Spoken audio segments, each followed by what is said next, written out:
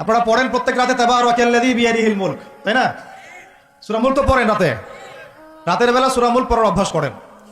নবী সাল্লাল্লাহু আলাইহি ওয়াসাল্লাম এই সূরাটাকে বলেছেন এই সূরা কবরের আযাব থেকে বাঁচাই দিবে ইনশাআল্লাহ। উসমান রাদিয়াল্লাহু আনহু সামনে জান্নাত জাহান্নামের আলোচনা করা হলে তিনি কাঁদতেন না, খুব কম কাঁদতেন, কিন্তু কবরস্থানে কবর দেখলে তার দাড়ি অশ্রু দিয়ে ভিজে যাইত। আর এই জায়গায় যে পার পাবে সে সব জায়গায় পার পেয়ে যাবে ইনশাআল্লাহ। ওই জায়গায় একাকিত্বে ওই আযাব থেকে বাঁচাবে একটা সূরা, কি নাম? সবাই মুখস্থ করবেন ইনশাআল্লাহ। মাত্র 30টা আয়াত আছে। নবীজি বলেছেন এই সূরা তার পাঠকারীর জন্য সুপারিশ করবে আল্লাহর সামনে, মানে সুপারিশ করবে আল্লাহ পাকের সাথে জোর করবে, না আমার পাঠকারীকে মাফ করে দাও, দিতেই হবে। এক পর্যায়ে আল্লাহ পাক মাফ করে দিবেন ইনশাআল্লাহ। তো এই সূরাটা 30টা আয়াত আছে। নবীজি বলেছেন আমার মন চায় সবাই যেন এই সূরাটা মুখস্থ করে। তো নবীর একটা মন চায়, আমরা সেটা করব না? দুইটা সূরা আমাদের মুখস্থ থাকা দরকার সবার। বড় বড় সূরার কথা বলছি, ছোট ছোট সূরা তো আপনারা সবাই অনেকে জানেনি। একটা সূরা ইয়াসিন, একটা হলো সূরা মুলক।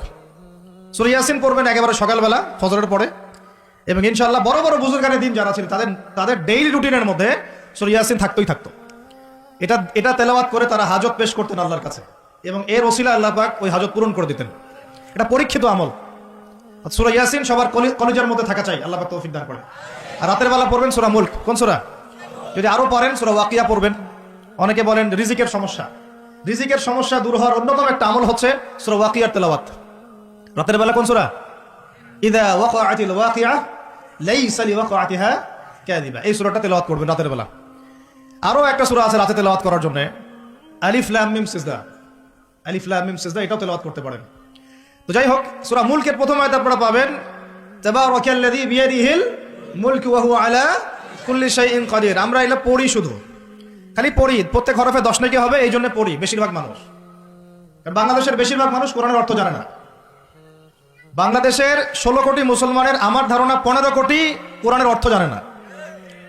1 কোটি মানুষ জানতে পারে যারা মাদ্রাসার সাথে সম্পৃক্ত আর কি। এই জন্য আমরা বলি যে যদি পাঠ্যপুস্তকে কোরআন শিক্ষাটা বাধ্যতামূলক থাকতো তাহলে বাংলার 16 কোটি মানুষ কোরআনের অর্থ জানতো। এই কাজটা কি খারাপ হতো না ভালো হতো? আর শিক্ষামন্ত্রীকে এটা কে বুঝাবে? আপনারা বুঝাতে পারলে বুঝান, কে বুঝাবে? কারণ এই যাদেরকে দায়িত্ব আল্লাহ পাক দিয়েছেন তাদেরকে এটা বুঝাবে কে?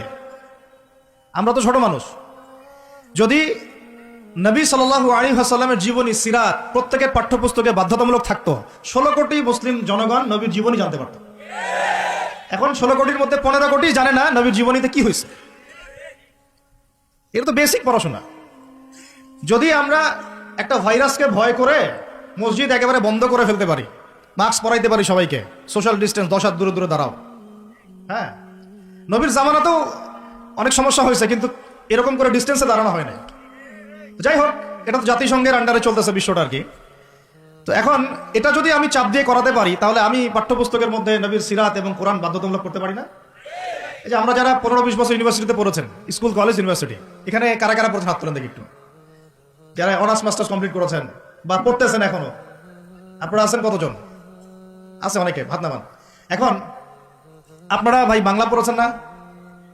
নজরুল, রবীন্দ্রনাথ, বঙ্কিমচন্দ্র, শরৎচন্দ্র ইত্যাদি ইত্যাদি। ইংরেজি পড়েছেন না? ব্যাকরণ, দাঁত ভাঙা ব্যাকরণ।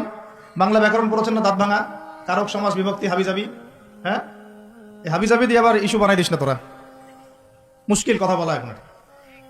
এটা তো আমরা কথার কথা বলি আর কি। তারপরে কেমিস্ট্রি পড়েন নাই? হ্যাঁ, ফিজিক্স পড়েন নাই? বায়োলজি পড়েন নাই? তারপরে আমরা হায়ার ম্যাথ করতাম, জটিল জটিল সূত্রগুলো মুখস্থ করেন নাই? কত কি পড়েছেন। কিন্তু এই পড়াশোনাগুলো কেন করেছেন? সিলেবাসে ছিল আমাকে পড়তে হবে, যদি না পড়ি পরীক্ষা পাস করতে পারবো না, পরীক্ষা পাস না করলে রেজাল্ট আসবে না, রেজাল্ট না আসলে চাকরি পাবো না, চাকরি না পাইলে রিজিকের ব্যবস্থা হবে না, রিজিকের ব্যবস্থা না হলে বিয়ে শাদী হবে না, বিয়ে শাদী না হলে জীবনটাই বরবাদ। এই তো ফিলোসফি, তো এইটাই রাস্তা, তো এটা না।